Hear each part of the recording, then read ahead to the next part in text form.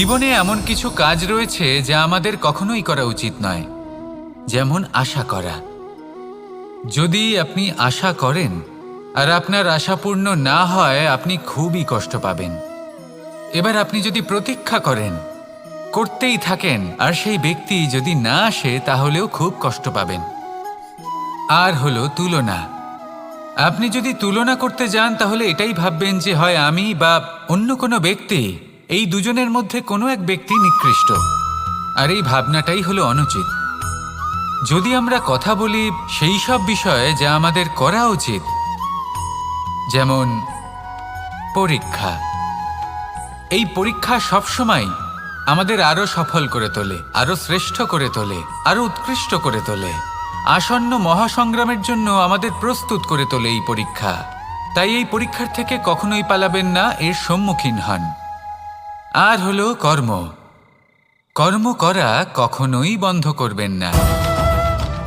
তুলনা করার বদলে কর্ম করুন, প্রতীক্ষা করার বদলে কর্ম করুন, আর আশা করার বদলে কর্মই করুন। জীবন সফল হয়ে যাবে। দেখুন, সবার শেষে সত্যি বলতে এই কর্ম আর এই পরীক্ষা, এই দুই আমাদের জীবনকে সুখী করে তুলতে পারে। আসুন আর আমার সাথে ভালোবেসে বলুন, রাধা রাধা। মানুষ তার জীবনে শিক্ষা এবং প্রেম, এই দুই লাভ করে তার মাতা, পিতা এবং গুরুর কাছ থেকে। কিন্তু মানুষ সবথেকে বেশি ভালোবাসে নিজের মাতাকে, কারণ মাতা খুব নির্মল চিত্তে ভালোবাসে, শান্ত মনে আমাদের অন্তরে শক্তির সঞ্চার করে থাকেন, আমাদের উৎসাহ দেন, বলশালী করে তোলেন। ব্যাপারটা কিন্তু এমন নয় যে আমরা নিজেদের বাবা বা গুরুকে ভালোবাসি না, তাদেরকেও আমরা অত্যন্ত ভালোবাসি, শুধু ওনাদের কঠোর ব্যবহার দেখলে আমরা একটু ভয় পেয়ে যাই।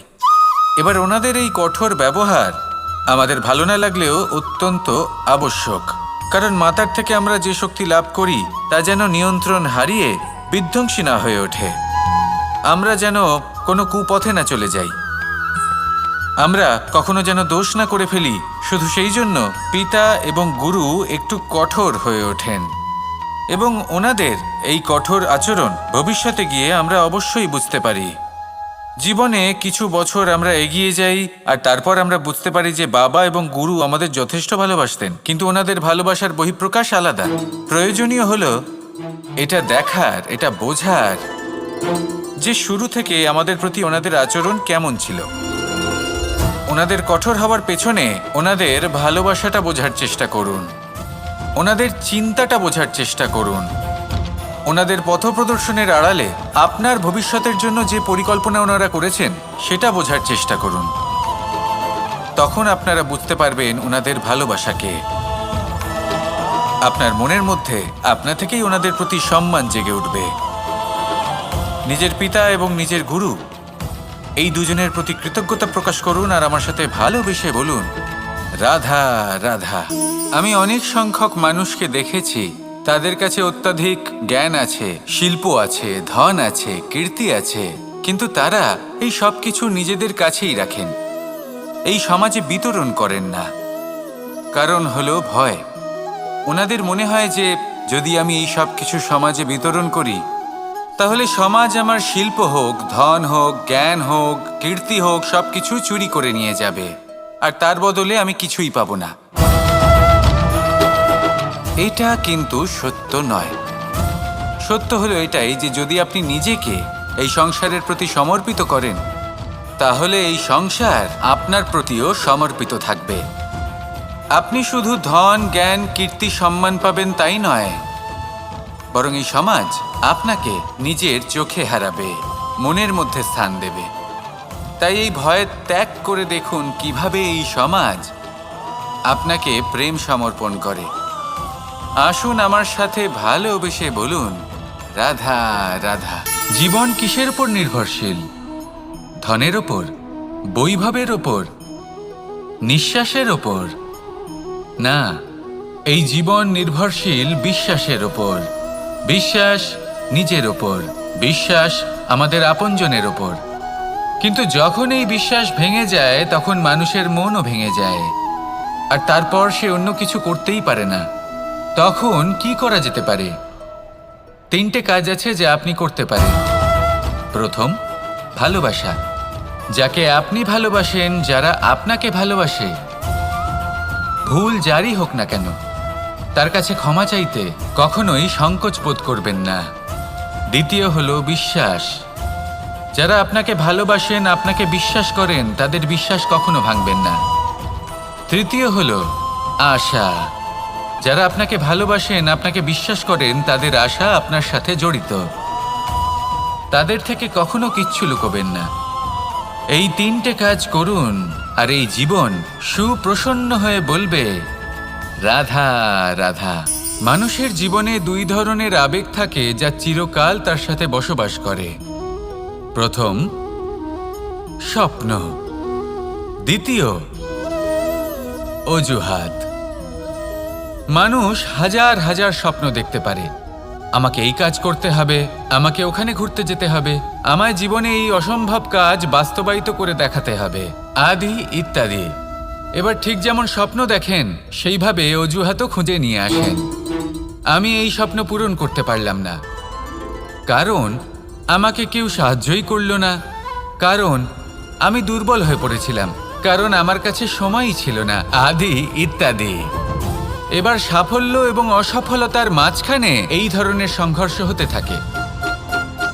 সাফল্য তখন লাভ করা সম্ভব যখন আপনার স্বপ্ন আপনার অজুহাতের থেকে অনেক বড় হয়, আর অসফলতা তখন পাবেন যখন আপনার অজুহাত আপনার স্বপ্নের থেকে অনেক বড় হয়।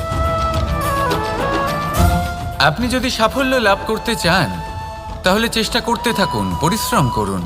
যদি অসফল হন, তাহলে ভয়ভীত হওয়ার কোনো প্রয়োজন নেই। নিজের ভুল বুঝুন, তাকে শুধরে নিন, আবার চেষ্টা করুন। কিন্তু যদি নিজের জীবনে অজুহাত নিয়ে আসেন, তখন স্বপ্ন কখনো পূরণ হবে না। আসুন আমার সাথে ভালোবেসে বলুন, রাধা রাধা। ভয়ের সাথে আমরা সবাই পরিচিত, কষ্টও আমরা সবাই পেয়েছি।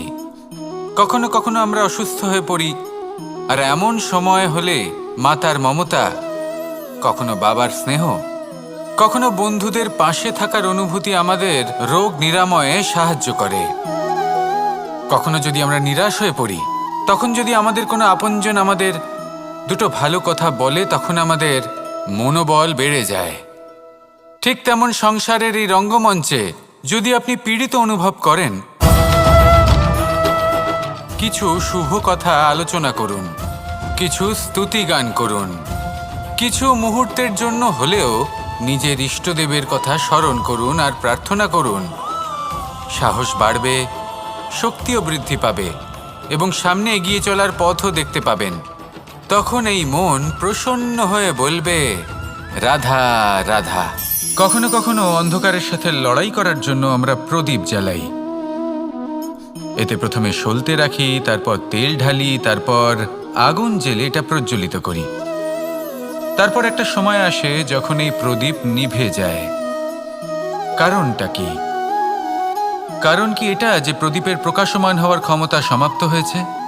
না, এই যে আগুন আমরা দেখতে পাচ্ছি, এই আগুনের জন্য যে শক্তির প্রয়োজন হয় তা আসে এই তেল থেকে। যদি এই তেল সমাপ্ত হয়ে যায়, তাহলে এই প্রকাশ তাও সমাপ্ত হয়ে যায়। আর আমাদের জীবনে এই তেল হলো আমাদের কর্ম, আর এই আগুন আর এর দ্বারা উৎপন্ন হওয়া প্রকাশ আমাদের ভাগ্য।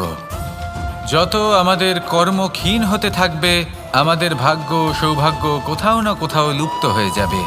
যে উজ্জ্বল ভবিষ্যৎ আমরা চাইছি তা কখনো লাভ করতে পারবো না যদি কর্ম না করি। ঠিক যেমন তেল ছাড়া অগ্নি উৎপন্ন হয় না, তেমনি কর্ম ছাড়া সৌভাগ্য হয় না। আর যেমন কর্ম তেমন ভাগ্য। তাই সবসময় কর্ম করতে থাকুন, কর্ম করা থামাবেন না। আর আমার সাথে ভালোবেসে বলুন, রাধা রাধা। জীবনে তিনটি বিষয় আছে, তিনটি বস্তু আছে, তারা যেন আপনাকে কখনো বশে না করে নিতে পারে। প্রথম হলো ধন। ধন যতক্ষণ আপনি ব্যবহার করতে থাকেন, যতক্ষণ তা আপনার কাজে আসছে, ততক্ষণ ঠিক আছে, এই ধন আপনার কাছে অমৃত। কিন্তু যখন এই ধন আপনাকে ব্যবহার করতে শুরু করে, বুঝে যাবেন যে আপনার পতনের সময় শুরু হয়েছে। দ্বিতীয় বিষয়, ফেলে আসা অতীত। যাই করুন, আপনি অতীত পাল্টাতে পারবেন না। আর এই সত্যিটা আপনিও জানেন, কিন্তু তাও এর বশবর্তী আমরা হয়ে পড়ি। আর যখন তাই হয়, তখন এই সংসারে আমরা যেখানেই যাই না কেন, যত বড়ই সুখ লাভ করি না কেন, সেই সব আমাদের কাছে তিক্ত বলে মনে হয়। তৃতীয় বিষয়, আপনার আশেপাশের মানুষ ভিন্ন ভিন্ন ধরনের মানুষ হয়, যাদের চিন্তা ভাবনা এবং দৃষ্টিভঙ্গি ভিন্ন ভিন্ন প্রকারের। যদি এদের বশবর্তী আপনি হয়ে পড়েন, তাহলে কেউ বলবে এটা করো, এটা ভালো, কেউ বলবে এটা করো না, ওটা করো, ওটা ভালো কাজ, কেউ বলবে এই দুটোই করো না, অন্য কিছু করো। এই কথাগুলিতে আপনি এতটাই জড়িয়ে পড়বেন যে আপনি লক্ষ্যভ্রষ্ট হয়ে পড়বেন। তাই এই 3 বিষয় থেকে সাবধানে থাকবেন। যদি কোনো কিছু বশ করতে হয়, তাহলে আপনাকে বশ করতে হবে আপনার আজকে, নিজের বর্তমানকে। এটা খুব প্রয়োজনীয়। এটা ভাববেন যে এই সময়ের সদ্ব্যবহার আমি কিভাবে করব, সময়কে শাসন কিভাবে করব, ওই কর্ম কিভাবে করব যাতে ভবিষ্যতে কখনো আমার আফসোস না হয়, বরং এই সংসার আমাকে নিয়ে গর্ব করবে, সেই কর্ম করুন। আর যখন আপনি এটা শিখে নেবেন, তখন আপনি নিজেই নিজেকে প্রকৃত অর্থে ভাগ্যশালী করে তুলবেন। আসুন আমার সাথে ভালোবেসে বলুন, রাধা রাধা। অনেক সময় আমরা কারোর নীরবতাকে তার দুর্বলতা ভেবে বসি। হতেই পারে সেই ব্যক্তি উত্তর দিতে চাইছেন না, হতে পারে অন্য কোনো কারণ আছে যা আমরা বুঝতেই পারছি না।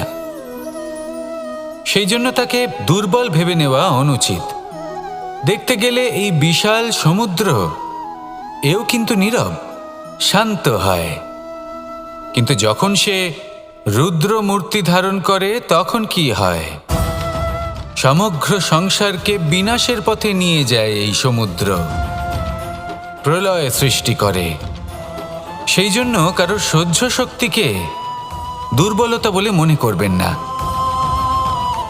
কারণ যদি এই নীরবতা নিজেকে ভেঙে বেরিয়ে আসে, তাহলে তা বিনাশের সমস্ত সীমা পার করে যেতে পারে। তাই এই নীরবতাকে সবসময় বুঝুন, সবসময় একে সম্মান করতে শিখুন। আর আমার সাথে ভালোবেসে বলুন, রাধা রাধা। কখনো কোনো চাতক পাখিকে দেখেছেন? কথায় আছে যে বছরে মাত্র একবার সে তার তৃষ্ণা মিটিয়ে থাকে, আর তাও আকাশে ভেসে থাকা মেঘের দ্বারা ঘটানো বৃষ্টির জলের ফোঁটা থেকে। আর কোথাও থেকে সে তার তৃষ্ণা পূরণ করে না।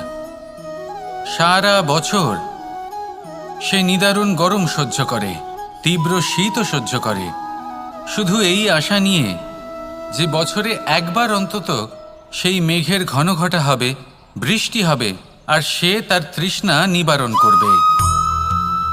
এটা আসলে কি? এটা আসলে বিশ্বাস। সেই বিশ্বাস যে বছরে একবার সেই মেঘ আসবে তৃষ্ণা নিবারণ করতে। যেমন দেখুন, একটা সূর্যমুখী ফুল সারা রাত অন্ধকারের সাথে যুদ্ধ করে, কারণ তার বিশ্বাস যে ভোরবেলায় সূর্য তাকে অবশ্যই দর্শন দেবেন। সেটাও বিশ্বাস ছিল যার ওপর ভরসা করে মনু একটা নৌকা নিয়ে বেরিয়ে পড়েছিলেন এবং সমস্ত সৃষ্টিকে প্রলয়ের হাত থেকে বাঁচিয়েছিলেন। সেটাও ছিল ভালোবাসার প্রতি বিশ্বাস, যার ওপর ভরসা করে বানর এবং ভাল্লুক সেনা নিয়ে শ্রীরাম আক্রমণ করেছিলেন সমস্ত বরদানপ্রাপ্ত অসুরগণ এবং রাক্ষসগণের লঙ্কায় এবং জয় লাভ করেছিলেন। এই বিশ্বাসই হলো এই বিশ্বের আশা। বিশ্বাস রাখুন যে আপনি হলেন সর্বশ্রেষ্ঠ এবং শুধুই নিজের কর্ম করতে থাকুন। এই বিশ্বাসের আশাই আপনাকে প্রতি মুহূর্তে বল প্রদান করবে। এ হলো আমার বিশ্বাস। আসুন আর আমার সাথে ভালোবেসে বলুন, রাধা রাধা। যোগাসন। যোগাসনে আসন অত্যন্ত গুরুত্বপূর্ণ। এবার আমি বলবো সবথেকে শ্রেষ্ঠ আসন কোনটি। আশ্বাস। নিজেকে আশ্বস্ত করতে থাকুন যে আমি আছি, সব ঠিক হবে, যা হচ্ছে ভালোর জন্য হচ্ছে। এই আশ্বাস আপনাকে জীবনে এমন ধন্যাত্মক বিশ্বাস দেবে যে আপনি বড় বড় সমস্যার সমাধান করতে পারবেন। এবার যদি কথা বলি সবথেকে কঠিন সময়ের, তাহলে সেটা হলো বিচ্ছেদের। যা মা সীতাকে সহ্য করতে হয়েছে শ্রীরামের জন্য, রাধা কৃষ্ণকেও সহ্য করতে হয়েছে। যে ব্যক্তি বিচ্ছেদের সময় সঠিক পথে চলে এসেছে সে জীবনে অনেক শ্রেষ্ঠ স্থানে অবশ্যই পৌঁছতে পারবে। এবার যদি কথা বলি সবথেকে জরুরি এবং গুরুত্বপূর্ণ সময়ের, তাহলে সেটা হলো সংযোগ। সকলকে সাহায্য করতে থাকুন। আপনি অন্যদের সাহায্য করে তাদের যত আনন্দ দিতে পারবেন ততটাই আনন্দ আপনারও জীবনে অবশ্যই আসবে। আসুন আর আমার সাথে ভালোবেসে বলুন, রাধা রাধা। সংসারে সকলে উঁচুতে উঠতে চায়, কেউ নত হতে চায় না। সবাই এটা মনে করে যে নত হওয়ার অর্থ হলো তাদের আত্মসম্মান এবং অহংবোধের বিরুদ্ধাচরণ করা। তাদের মনে হয় যে যদি আমরা নত হই সংসার আমাদের দুর্বল মনে করবে, তাদের শৌর্য এবং তাদের ব্যক্তিত্বের অপমান হবে। কিন্তু এটা কি সত্যি? প্রত্যেকবার নত হওয়ার অর্থ কি সম্মানহানি হওয়া? কখনোই নয়। আপনি নিজের জীবনকেই দেখে নিন। আপনার কোনো অমূল্য জিনিস যদি নিচে পড়ে যায় তাহলে তাকে কিভাবে তোলেন? সেই বস্তুকে তোলার জন্য আপনাকে নত হতেই হবে। আপনি বড়দের আশীর্বাদ কিভাবে লাভ করেন? আপনি নত হয়ে তবেই তাদের আশীর্বাদ লাভ করতে পারেন, তাই না? ভেবে দেখুন, আপনি একটা পথে হাঁটছেন, আপনি দেখতে চাইছেন যে আপনি সঠিক পথে হাঁটছেন কিনা, পায়ের নিচে কাঁটা পড়ে আছে কিনা। কিভাবে দেখবেন? আপনাকে সেই মাথা নত করেই দেখতে হবে। এর অর্থ কি? অর্থ খুব সহজ। প্রত্যেকবার নত হওয়া অনুচিত নয়, সেটা কোনোভাবেই সম্মানহানি নয়। পরিস্থিতি অনুসারে এবং যেখানে প্রয়োজন আপনি নত হতে শিখে গেলে আপনি অনেক কিছুই লাভ করতে পারবেন। জ্ঞান, মান, গুণ, বিশ্বাস। সেই জন্য প্রয়োজন এবং পরিস্থিতি অনুসারে নত হতে শিখুন, এতে অনুচিত কিছুই নেই। আত্মসম্মান থাকা অত্যন্ত প্রয়োজনীয়, কিন্তু তা যেন কখনো অহংকারে পরিণত না হয়। এই বিষয়ে অবশ্যই নজর রাখবেন এবং আমার সাথে ভালোবেসে বলবেন, রাধা রাধা। আমাদের জীবনে অনেক ধরনের ব্যক্তি এসে থাকেন। কেউ কেউ আমাদের সাথে থেকে যান, কেউ আমাদের থেকে দূরে চলে যান। কেউ ভালো মানুষ হন, কেউ খারাপ মানুষ। কিন্তু আমরা সবসময় সেই সময়টাকে নিয়ে দুঃখ প্রকাশ করি যখন আমাদের জীবনে কোনো খারাপ ব্যক্তি প্রবেশ করেন। তারা আমাদের খারাপ অনুভূতি দেন, দুঃখ দেন, কষ্ট দেন। আমরা সবাই তাকে ভালো মন্দ কথা বলি। কিন্তু কেন? এমন বিভিন্ন ধরনের মানুষ, খারাপ মানুষ, ভালো মানুষ সবার জীবনেই আসেন এবং সকলকেই একটা অমূল্য শিক্ষা দান করে যান। এবার আপনি নিজেই ভেবে দেখুন, জীবনে যখন প্রথমবার আপনি আগুন স্পর্শ করেছিলেন তখন আপনি একটা শিক্ষা লাভ করেছিলেন যে আমাকে আগুনের থেকে একটু দূরে থাকতে হবে। তারপর আস্তে আস্তে আপনি শিখলেন যে কিভাবে এই আগুনকে নিয়ন্ত্রণে রাখতে হবে। তারপর আপনি শিখলেন যে কিভাবে নিজের জীবনে তাকে প্রয়োগ করতে হবে, তা সে অন্ধকারে প্রকাশ লাভ করার জন্য হোক বা খাবার বানানোর জন্য। সেইভাবেই কোনো খারাপ ব্যক্তি যখন আপনার জীবনে আসে কোনো শিক্ষা দিয়ে যান, তার প্রতি কৃতজ্ঞ থাকুন। তার বিষয় খারাপ ভাবার বা খারাপ অনুভূতি নিয়ে থাকার কোনো প্রয়োজন নেই। সেই শিক্ষা লাভ করুন, ইতিবাচক মনোভাব নিয়ে জীবনের সামনে এগোতে থাকুন। কেউ নেই যিনি আপনাকে বাধা দিতে পারেন। আসুন আমার সাথে ভালোবেসে বলুন, রাধা রাধা। অনেক সময় আমরা জীবনে অনেক মানুষকে এমন বলতে শুনে থাকি যে আমি অসফল হয়েছি কারণ আমার সময় ভালো যাচ্ছিল না। আমি এই জিনিসটা লাভ করতে চাইছিলাম কিন্তু করতে পারলাম না কারণ আমার সময়টা ভালো যাচ্ছিল না। আমি আমার জীবনে ওই মহান কাজটা করতে চাইছিলাম কিন্তু করতে পারলাম না। কেন? কারণ আমার সময়টা ভালো যাচ্ছিল না। কিন্তু যে মুহূর্তে ভালো সময় আমার জীবনে আসবে আমি সব কিছু প্রাপ্ত করব। এমন প্রায় প্রত্যেকেই বলেন।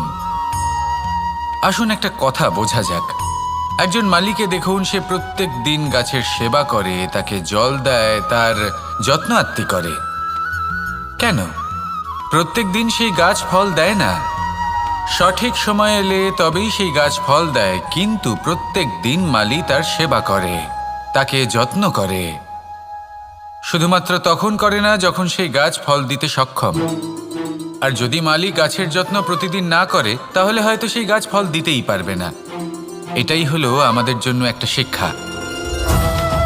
যখন সময় আমাদের জন্য অপেক্ষা করে না, তখন আপনি সময়ের জন্য কেন অপেক্ষা করছেন?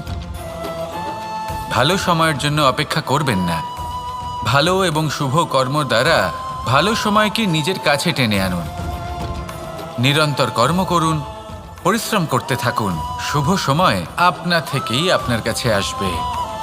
আসুন আমার সাথে ভালোবেসে বলুন, রাধা রাধা।